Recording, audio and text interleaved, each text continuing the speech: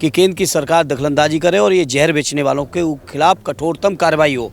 और उत्तर प्रदेश सरकार से पूछूंगा कि कब बुलडोजर आ रहा है, जो कब सिरप की बात की। आप कह रहे सरकार ने कार्रवाई नहीं की, मैं उससे भी आगे एक बात कहता हूँ, सरकार के संरक्षण में सब हो रहा है।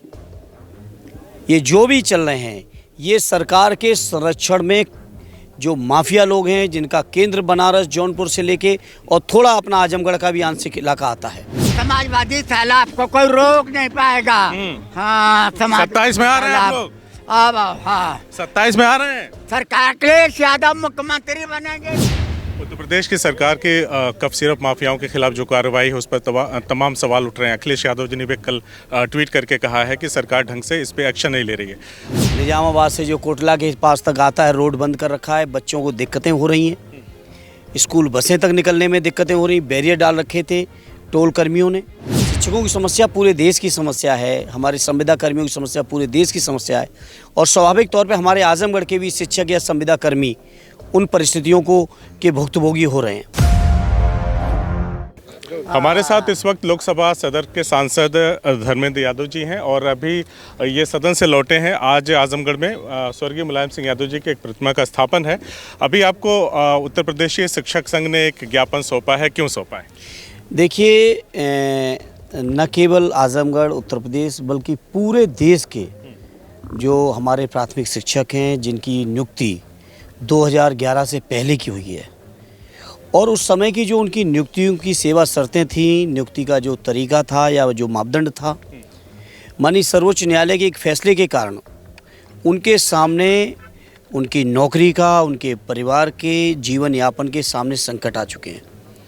इसको लेकर पिछली बार भी हम आए थे, बहुत सारे साथी मिले और इस बार जब सत्र चला तो सत्र के माध्यम से हमने अपने शिक्षक साथियों की आवाज़ को उठाया और सरकार से मांग की कि माननीय न्यायालय का जो आदेश आया है इसके खिलाफ, इस आदेश के हमें रिवीजन में भी जाना चाहिए और ज़रूरत पड़े तो ऑर्डिनेंस के माध्यम से वो कानून लाके हमें अपने शिक्षकों की रक्षा करनी होगी। जो अकेले उत्तर प्रदेश के अंदर 2 लाख से ज़्यादा है और पूरे देश में तकरीबन 25 लाख के आसपास शिक्षक हैं जिनका भविष्य दांव पर लगा है।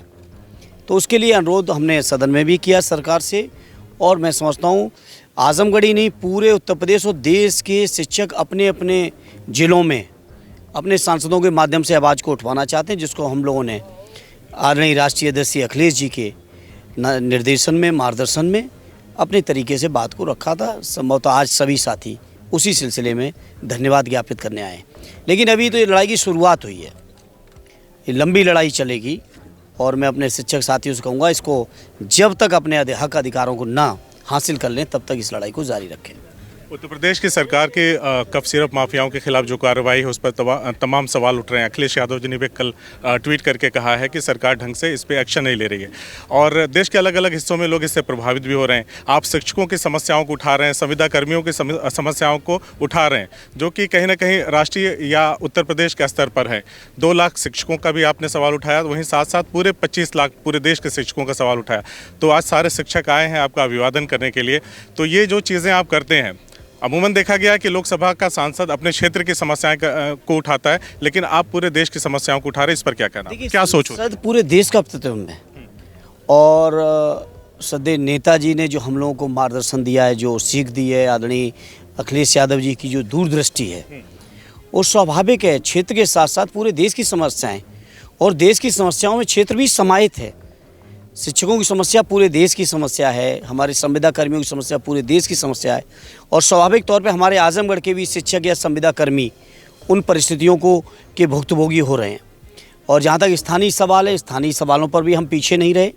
अभी मामला आया था, जानते हैं आदरणीय विधायक जी, निजामाबाद से जो कोटला के पास तक आता है रोड बंद कर रखा है, बच्चों को दिक्कतें हो रही हैं, स्कूल बसें तक निकलने में दिक्कतें हो रही, बैरियर डाल रखे थे टोल कर्मियों ने। तो उन तमाम चीज़ों, चाहे क्षेत्र के सवाल हों, चाहे प्रदेश के सवाल हों, चाहे देश के सवाल हों, हम समाजवादी लोग उठाते रहे, उठाते रहेंगे। जो कप सिरप की बात की, आप कह रहे सरकार ने कार्रवाई नहीं की, मैं उससे भी आगे एक बात कहता हूँ, सरकार के संरक्षण में सब हो रहा है। ये जो भी चल रहे हैं ये सरकार के संरक्षण में जो माफिया लोग हैं, जिनका केंद्र बनारस जौनपुर से लेके और थोड़ा अपना आजमगढ़ का भी आंशिक इलाका आता है। और भदोई गाजीपुर से लेके चंदौली तक का जो इलाका है, ये कफ सिरप माफिया लोग बिकवा रहे हैं, जहर बिकवा रहे हैं, बच्चों की डेथें हो रही हैं और यहाँ से लेके विदेशों तक नेटवर्क फैला हुआ है और पूरा का पूरा सरकार की देखरेख में, जानकारी में हो रहा है उत्तर प्रदेश सरकार की।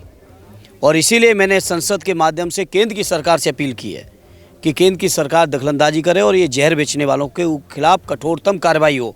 और उत्तर प्रदेश सरकार से पूछूंगा कि कब बुलडोजर आ रहा है।